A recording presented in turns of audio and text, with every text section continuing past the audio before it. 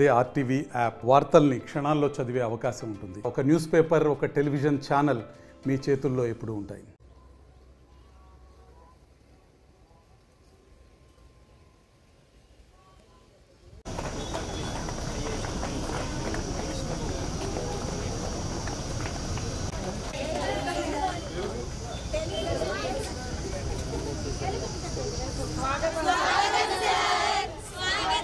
Swagatam, very simple.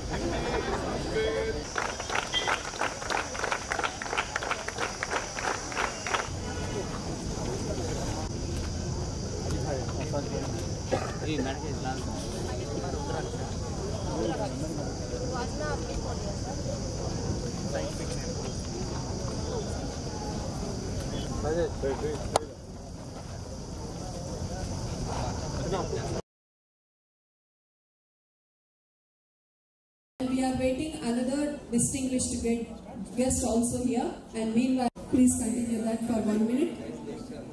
The better place. I have made it a way of life. I truly believe that every solution lies in compassion. And Senior Citizen Welfare, Sachivalayam and Village Volunteer, Government of AP, and also I request our distinguished chief guest, Sri Kailash Satyarthi, Nobel Laureate and humanitarian, and our altruistic, influential and inspirational personality to participate in this.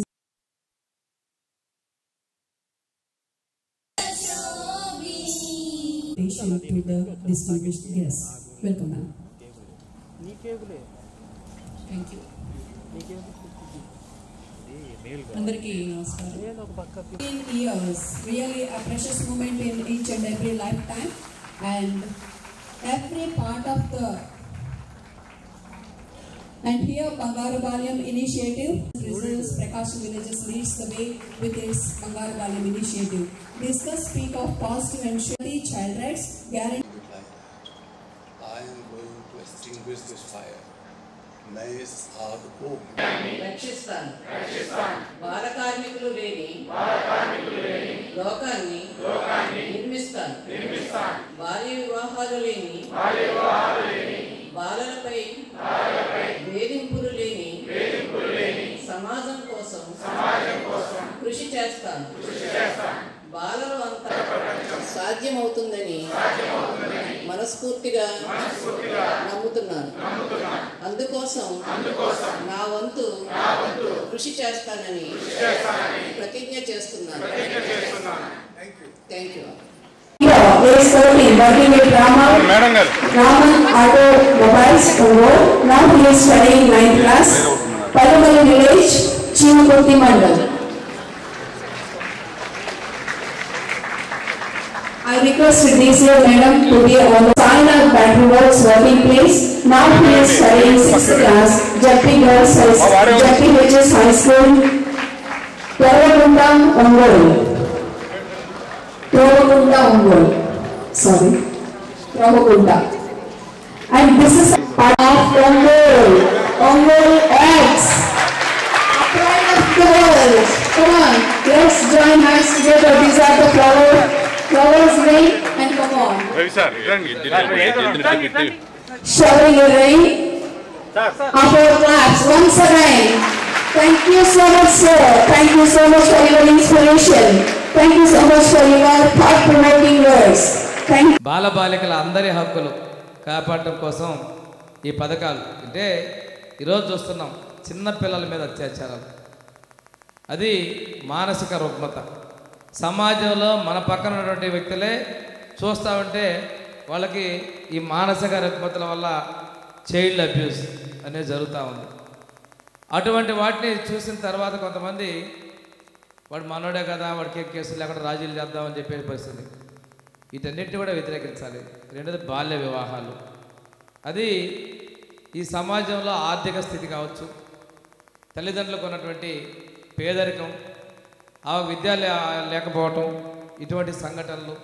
అంతేకాకుండా తల్లిదండ్రుల్లో ఎవరో ఒకరిని కోల్పోయినటువంటి సందర్భాలు. వీటన్నిటి పరిస్థితుల్లో కొంతమంది వెళ్తున్నప్పుడు ఈరోజు ప్రభుత్వాలు ఉన్నాయి. మనకి ప్రభుత్వ పాఠశాలలు, రెసిడెన్షియల్ పాఠశాలలు చాలా ఉన్నాయి.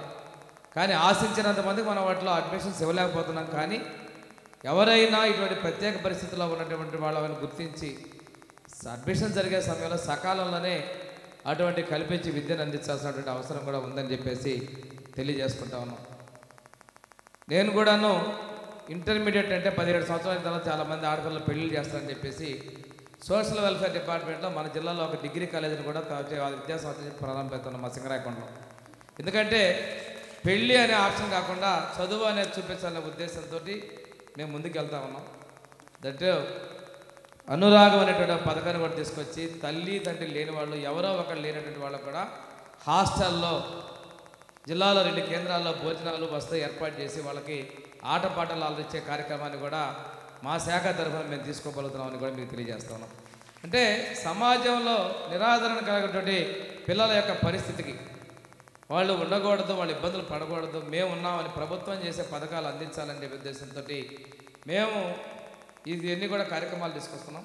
ఈరోజు మనం ఏదైతే మనకి ఈ ప్రోగ్రాంలో చేసిన ఆధార్ నమోదు, ఎక్కువ మంది ఆధార్ ఏ కార్యక్రమం అమలు జరగాలన్నా ఆధార్. మా శాఖలో ఉన్నటువంటి గ్రామ వార్డు సచివాలయం శాఖలో ప్రతి గ్రామంలో కూడా ఆధారు నమోదుకి మనం అన్నీ చేసేందుకు ఆదేశాలు ఇవ్వడం కూడా జరుగుతుందని చెప్పేసి సందర్భంగా తెలియజేస్తాం. ఎందుకంటే ఏ ఒక్కరికైనా మన దృష్టిలో ఉన్నటువంటి వాళ్ళు వాటిని చేసుకోవాల్సిన అవసరం ఉంది. రోగనిరోధక టీకాలు ఒకప్పుడు భయపడేవాళ్ళు ఈరోజు బాధ్యతగా చేస్తున్నారు. అయినప్పటికీ కూడా సంచార జాతుల వాళ్ళకి మనకి అది వారిని గుర్తించిన అధికారులు వ్యాక్సినేషన్ చేశారా లేదా అనేది గమనించి సమీపంలో ఉన్నటువంటివి మనం ఆరోగ్య కేంద్రాల్లో చేయించాల్సిన బాధ్యతగా కూడా తీసుకోవాల్సిన అవసరం ఉంది. అంగన్వాడీ కేంద్రాలు రోల్ ఒక చొక్కన ఉంటుంది, స్టూడెంట్ ఇంకో చొక్కన ఉంటారు. అర్థమయ్యే విధంగా చెప్పటం, వారికి కావాల్సినటువంటి పౌష్టికాహారాన్ని అందించడం కూడా చేయాల్సినటువంటి ఆవశ్యకత ఉంది. తప్పనిసరిగా ప్రభుత్వ పథకాల్లో భాగస్వామ్యం చేస్తూ విద్యకి వాళ్ళని మనం ప్రోత్సహించాల్సినటువంటి అవసరం ఉందని కూడా తెలియజేసుకుంటూ, అందరిలో మనకి పౌష్టికాహార లోపం చాలా సామాన్యంగా కనిపిస్తూ ఉంటుంది.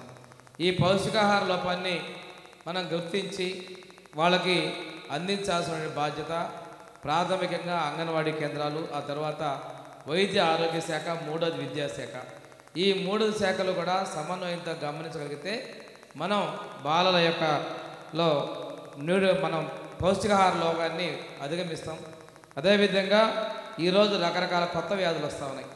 వీటన్నిటికీ సంబంధించినటువంటి వ్యాక్సిన్స్ కూడా మన దగ్గర అందుబాటులో ఉన్నాయి, మనం కూడా చేయించాల్సినటువంటి అవసరం తెలియజేసుకుంటూ, కార్యక్రమాల అమలులో చిత్తశుద్ధితో ఉండాలి. రాగద్వేషాలు, పక్షపాతాలు ఉండకుండా చేయగలిగినప్పుడే మనం విజయవంతం అవుతామనే విషయాన్ని మీకు తెలియజేసుకుంటూ, ఏదైతే మన జిల్లాలోనే ఒక వినూత్నంగా మన జిల్లాలోనే ఒక సొంత ప్రోగ్రాం కింద ఫ్లాగ్షిప్గా తీసుకున్నటువంటి ఈ బంగారు బాల్యం కార్యక్రమానికి గ్రామ స్థాయి వరకు ఉండేటువంటి కమిటీలందరూ కూడా నిబద్ధతతో, చిత్తశుద్ధితో, అంకిత భావంతో పనిచేసి మన ప్రకాశం జిల్లాని బంగారు బాల్యం, బంగారు ప్రకాశం అనే విధంగా ముందుకు నడిపించాలని కోరుకుంటూ నేను సెలవు తీసుకుంటాను.